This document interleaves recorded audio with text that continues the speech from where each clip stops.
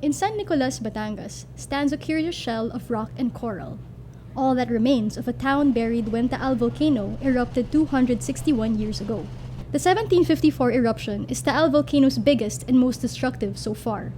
An Augustinian priest who witnessed the event wrote, "At about 9 or 10 o'clock in the night, the volcano quite unexpectedly commenced to roar and emit sky-high, formidable flames intermixed with glowing rocks, which falling back upon the island and rolling down the slopes of the mountain created the impression of a large river of fire." The eruption lasted almost 7 months, burying 4 lakeshore towns under ash, rocks, and water. Some locals of San Nicolas have even heard stories about an abandoned town underwater. Marami nagpapatunay na yung mga nanghuhuli ng isda, yung through pana. Nakikita nila parang pag lulubog sila dito sa tapat na to, sadyang kita nila parang kapitolyo ang may pinto, may bintana. Kaya sila minsan bumabalik na kasi natatakot sila. They say some of the old town structures can still be glimpsed under the lake.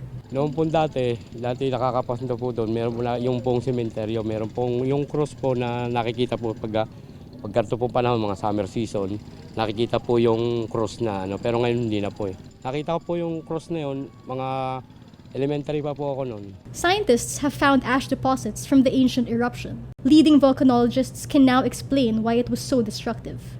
Taal Volcano's wide main crater and low elevation resulted in a base surge. You can see a vertical column arising from the crater, but below the column of ash, there is a horizontally moving cloud. We call that a base surge.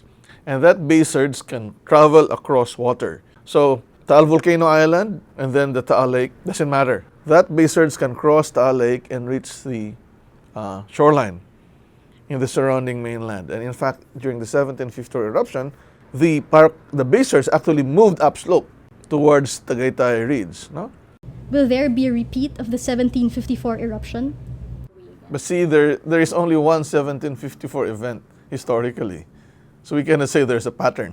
Unlike Mount Pinatubo, it last erupted in 1991. Prior to the 1991 eruption, there were many large-scale events that we have enough data to say the cycle of explosive eruptions of the volcano. But in this case, there's only one 1754 scale.